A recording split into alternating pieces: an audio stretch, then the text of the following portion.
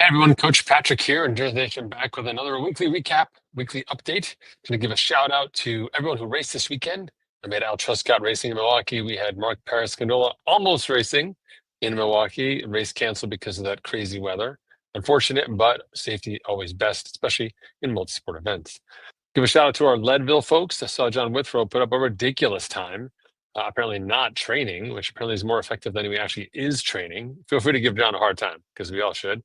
But kudos to him, to our other members of the team who are out there supporting as well. EB, I see you running 10K at 10K. Amazing. And then, of course, to Scott Imlay, who's out there, who's still racing. Like he's still going, which is insane. He's at 100.2 as of the time of this recording and has another 99.8 miles to go to finish the Bigfoot 200, which is wild. Kudos to him for getting it done. Big weekend for everybody here as we wrap up summer. August is a great month because we've got a lot of that peak energy of the year. People are still fit, still fired up. And if you mean fired up, like physically as well as emotionally, because it's been a lot of work to get to this point, but also it can be really hot wherever you are. So I know we've been talking a lot about managing the heat in the past. This week, I want to talk to you briefly about managing your fatigue. Now, when we think about what it means to be successful over the course of a full season, there's peaks and valleys to our training. There's actual design times where we spend a fair amount of time low.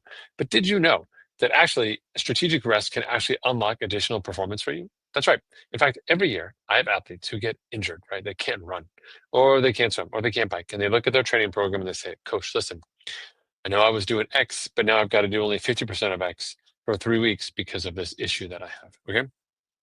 Obviously, 50% of X is really bad. I mean, like it's devastatingly bad for most people, right? And they wouldn't be talking to me about it unless it was the real deal. Because sometimes people will sort of fuzz around the edges with coach, right? And so here's the thing: it's the craziest thing is that people actually get stronger, they get better, they get faster. I like to say that I've never met a constraint I didn't like, and your ability to train, even if it means as a result of something that perhaps is not ideal for your body or for your ambitions this season, can actually be a really, really good thing. So, what does that mean for those of you who are healthy now and saying, did coach just jinx me? Well, first of all, everybody just go ahead and knock on some wood right now. Let's get that out of the way. And number two, actually think a little bit about resting preventatively here over the last portion of your season. What do I mean by that? I mean, instead of waiting for your legs to be screaming at you or falling asleep at your desk or just generally seeing your HRV score plummet, instead, say, you know what?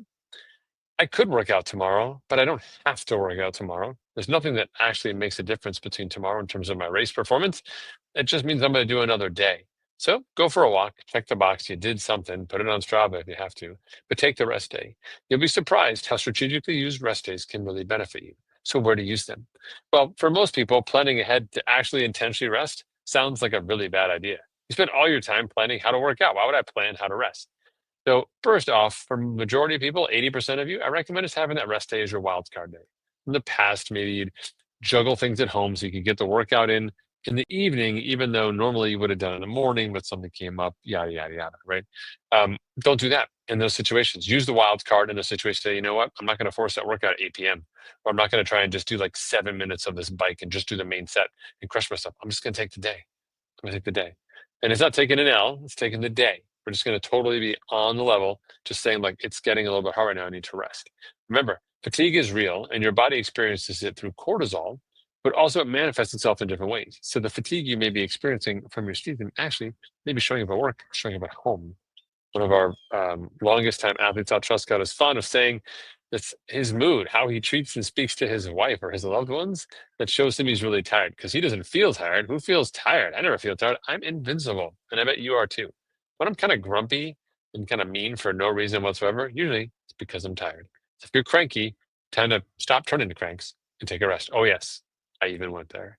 All right. Well, thanks for listening to my little dollop here of advice for you. As always, we have a podcast every week that drops some more information. You can always go to enduranceStation.us to learn more. Teammates, enjoy the rest of August. I know I plan to. We start taking kids back to college and starting off the high school volleyball season and everything else we're doing here as well. Still, fingers crossed, I can sneak in one or two more events. I've been having a fair amount of fun on my own role, my own events, but it's always fun to ride with other people. All right, keep me posted on what you're up to. I'll see you online inside the theme.